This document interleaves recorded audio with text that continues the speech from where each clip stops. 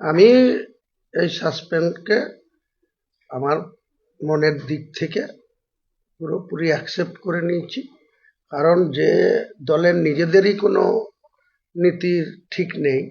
২০ তারিখ আসতে দিন, ২২ তারিখে আপনাদের ইনভাইট করছি, টেক্সটাইল মোড়ে আসবেন। কত হাজার লোক হবে, না হুমায়ুন কবির একা থাকবে, না তার সঙ্গে কারা কারা থাকবে, সেদিনকে আসল 2026-এর নির্বাচনের ফলাফলের আসল পেরেক পুঁতে দেব। কত ধর্ম নিরপেক্ষ তার প্রমাণ পাওয়া গেছে। মুসলমানদের প্রসাদ খাওয়া হারাম, সেই মুসলমানদের বাড়িতে জগন্নাথ পুজোর প্রসাদ পাঠিয়েছে। দারুণ সেকুলার, দারুণ ধর্ম নিরপেক্ষ। তারপরে বলছিলেন এসআইআর করতে দেব না। একবারে ভাতিজা মানে পিসি আর ভাইপো মিলে একবারে এত গলার জোর, এসআইআরই হবে না। আবার যখন ইলেকশন কমিশন 12টা রাজ্যের এসআইআর এর শিডিউল ডিক্লেয়ার করলেন, 4ঠা নভেম্বর থেকে এই রাজ্য সরকারের কর্মচারীরা, আইসিডিএস থেকে শুরু করে প্রাইমারি স্কুলের মাস্টার থেকে শুরু করে পঞ্চায়েতের কর্মী থেকে শুরু করে সবাইকে নামিয়ে দিলেন। 84,000 বুথে নামিয়ে দিলেন এসআইআর করতে। বিএলও কে নিয়োগ করেছে? দিল্লি থেকে মোদিজি করেছে, না অমিত শাহজি করেছে? করেছে তো মমতা ব্যানার্জির প্রশাসন, এখানকার চিফ সেক্রেটারি। ডিস্ট্রিক্ট ম্যাজিস্ট্রেটদের বলেছে, ডিস্ট্রিক্ট ম্যাজিস্ট্রেটরা বিডিওদের বলেছে, বিডিওরা সেখানে বিএলও নিয়োগ করেছে। আর পার্টি থেকে তারাই তো তোড়জোড় করে বিএলও 2, তারপরে অল ইন্ডিয়ার জয়েন্ট সেক্রেটারি, ডায়মন্ড হারবারের সাংসদ, তিনি প্রতিদিন ভার্চুয়াল করে বলছে এমএলএদের ওয়ার্ড প্রোম করতে বলেছে। তারপরে পঞ্চায়েতে সংগঠন থেকে এই বিএলইর কাজ যাতে, এসআইআর এর কাজ যাতে ত্বরান্বিত হয় সেটা দেখতে বলেছে। তো এই দ্বিচারিতা করার কি উদ্দেশ্য, কি কারণে এনারা বলছেন এসআইআর মানবো না? এনারা বলেছিলেন ওয়াকফ মানবো না। ইনি মুর্শিদাবাদের সুতিতে এসে বলেছিলেন ওয়াকফ নিয়ে এখানে কোনো আন্দোলন করা যাবে না, আন্দোলন করতে গেলে দিল্লিতে যেতে হবে। ওনার সঙ্গে সেটিং ছিল মোদিজিদের সঙ্গে যে আমি অ্যামেন্ডমেন্ট করে দেবো, তুমি কিছুদিন চিৎকার করবা, তারপরে এটাকে মেনে নেব।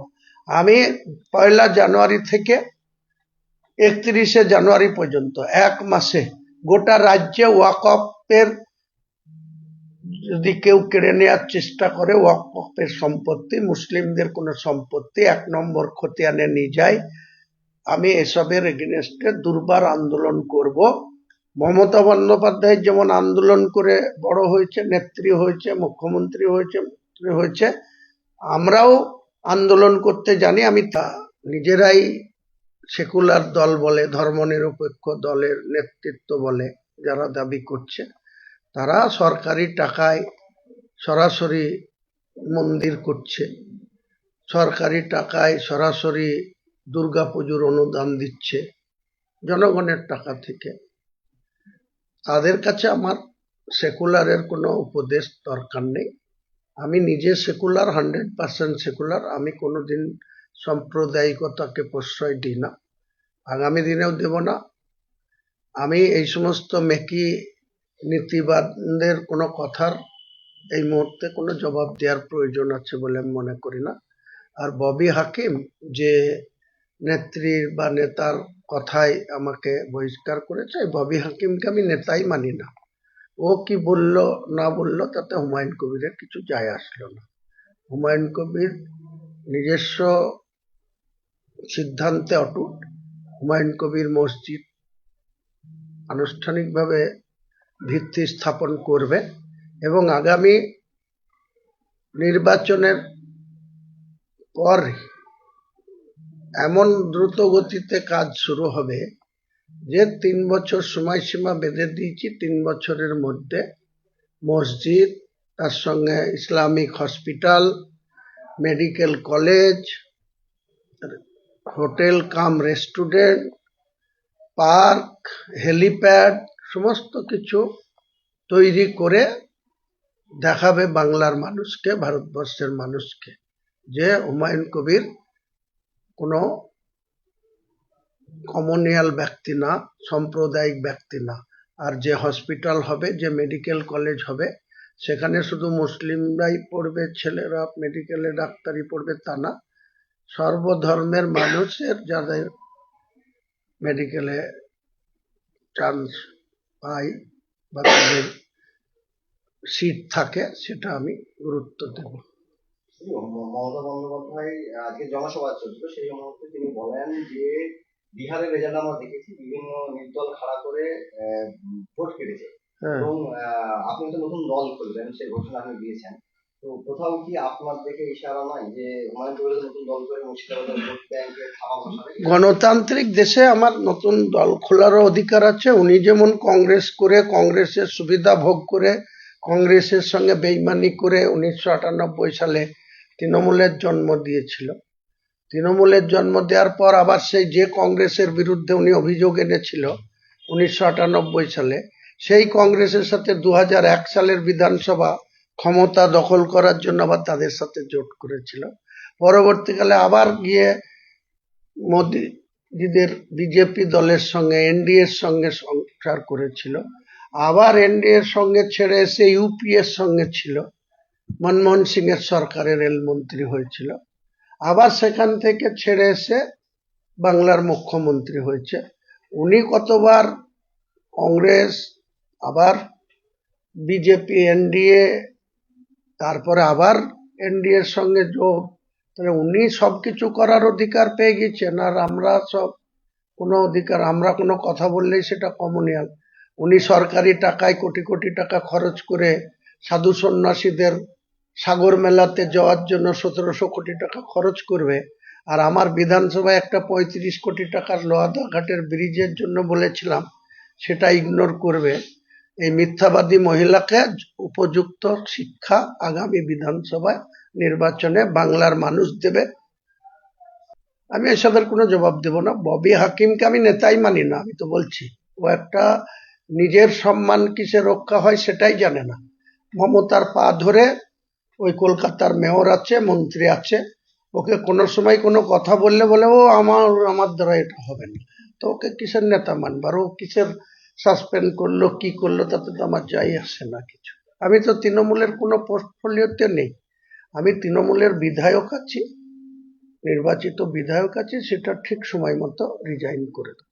30 বছর টানা 1982 থেকে 2012 কংগ্রেস করেছি, তারপরে এই তৃণমূলে এসে যে ভুল হয়েছে তার ভুলের প্রায়শ্চিত্ত মুকুল রায়রা এক সময় বলেছিল যে মমতা ব্যানার্জিকে মুখ্যমন্ত্রী করা আমার ভুল হয়েছে, আমি তার প্রায়শ্চিত্ত করতে সে বিজেপিতে গিয়েছিল। আমিও বিজেপিতে গেছিলাম 2018 সালে এই মমতা বন্দ্যোপাধ্যায়ের পুলিশ প্রশাসনের অত্যাচারের শিকার হয়ে। তারপরে আবার সেখান থেকেও তারা মুসলিম বিরোধী কথাবার্তা, দিলীপ ঘোষরা যেভাবে মুসলিমদের আক্রমণ করছিল, তাই আমি সেটা স্বেচ্ছায় ছেড়ে দিয়ে চলে এসেছি। আমি অনেক আগে থেকে বুঝতে পেরেছিলাম যে তৃণমূলের রাজ্য নেতৃত্ব এখানে জেলার কিছু ভূঁইফট নেতৃত্বকে, তোলাবাজকে যেভাবে প্রশ্রয় দিচ্ছিল, তাতে আমি এখানে টিকতে পারবো না, আমি অনেক আগেই বুঝতে পেরেছিলাম। তাই আমি আগে থেকে প্রস্তুতি নিয়ে রেখেছি, বা এইসব নিয়ে আমি পরোয়া করি না। অ্যারেস্ট করবে, তার জন্য জুডিশিয়াল আছে। আমি কোনো অপরাধ না করে যদি পুলিশ ক্ষমতা আছে, এরকম ক্ষমতা বিজেপি সিপিএম এর ছিল। বুদ্ধবাবু মুখ্যমন্ত্রী 2009 সালে 25শে মার্চ আমাকে বিডিও অফিসে একটা বিডিও আমাকে গেট আউট ফ্রম চেম্বার বলে অপমান করেছিল। আমি সেই বিডিওর ফোন দুটো কেড়ে নিয়েছিলাম। ওই বামফ্রন্টের পুলিশ ছিল তখন, ডক্টর ভরতলাল মিনা এসপি ছিল, দীপনারায়ণ গোস্বামী অ্যাডিশনাল এসপি ছিল, লালটু হালদার এসডিপিও ছিল। তারা আমাকে গ্রেপ্তার করেছিল। আমি 81 দিন জেলে ছিলাম। আমি কি মরে গেছি? আমি আল্লাহ বিশ্বাসী। মহান আল্লাহ তাআলা আমাকে মানুষ হিসাবে সৃষ্টি করেছে। তিনি অপমান করলে করবেন, তিনি সম্মান দিলে সম্মান পাবেন, তিনি মনে করলে এমএলএ আবার হয়ে যাব। মমতা ব্যানার্জির কে প্রতিবাদ করে, তার বিরোধিতা করেই এমএলএ হয়ে যাব। যদি না যেতে পারি তাও কোনো দুঃখ নেই, কোনোদিন চোখের জল ফেলবো না, পানি ফেলবো না। রাজনীতি করে যাচ্ছি, করে যাব। মমতা বন্দ্যোপাধ্যায়ের দল আমরা দফায় দফায় দেখি, কিষাণজি থেকে শুরু করে রিজনের মা থেকে শুরু করে, তারপরে আপনার আরাবুলের মতন একজন তখন লিডারও আজকে লিডারে কিন্তু বঞ্চিত। হুমায়ুন কবির কি একই সারিতে নাম লিখিয়ে ফেললো এই তৃণমূল কংগ্রেসের থেকে? আমি কারোর সঙ্গে কোনো কম্পেয়ার করতে চাই না, কে বঞ্চিত কে লাঞ্ছিত। তারা যারা লাঞ্ছিত বঞ্চিত তারা গর্জিয়ে উঠুক। আমার সঙ্গে দুর্ব্যবহার করা হয়েছে, আমার সঙ্গে চিটিংবাজি করা হয়েছে, আমার সঙ্গে মিথ্যাচার করা হয়েছে, তার যোগ্য জবাব আমি আগামী দিনে তৃণমূল কংগ্রেসকে দেব। পরিষ্কার কথা। কে ও নিজের পরিবারকে হেলদি ও ফ্যাটলেস রাখতে চাইলে আজ থেকেই আপনার রান্নায় ব্যবহার করুন রাজা ভোজ 100% বিশুদ্ধ খাঁটি সরিষার তেল। কারণ বর্তমানে সরিষার তেলেতে ভেজাল বেড়ে যাওয়ায় পেট ও হার্টকে অসুস্থ করছে, হার্ট অ্যাটাকের ঝুঁকি বাড়ছে, কোলেস্টেরল বাড়ছে। এসবকে পিছনে ফেলে রাজা ভোজ সরিষার তেল এখন সব থেকে এগিয়ে। রাজা ভোজ সরিষার তেলে ঝাঁঝ কম, কারণ এই তেলে কোনো কেমিক্যাল ও ভেজিটেবল ও রাইস অয়েল ব্যবহার করা হয় না।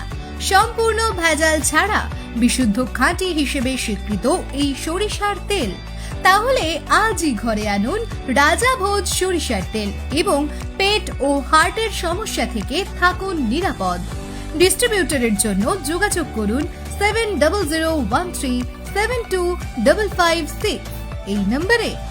রাজাভোজ ব্র্যান্ডের সরিষার তেল 100% বিশুদ্ধ। এখানে 0.001% ভেজাল মেশানো নেই। যদি কেউ এখানে ভেজাল প্রমাণ করে দেয়, আমার কোম্পানি 5 লক্ষ টাকা দেবে। বন্ধ্যাত্ব কোনো অভিশাপ নয়, এটি চিকিৎসার মাধ্যমে নিরাময় সম্ভব। পূর্ব মেদিনীপুরের সর্বপ্রথম টেস্ট টিউব বেবি সেন্টার এখন তমলুকে। যোগাযোগের ঠিকানা উত্তরণ ইনফার্টিলিটি ক্লিনিক প্রাইভেট লিমিটেড, পদুম বসান, আদি মোহিনী মোহন কাঞ্জিলালের পাশের গলিতে। যোগাযোগ 9679225556 এই নম্বরে।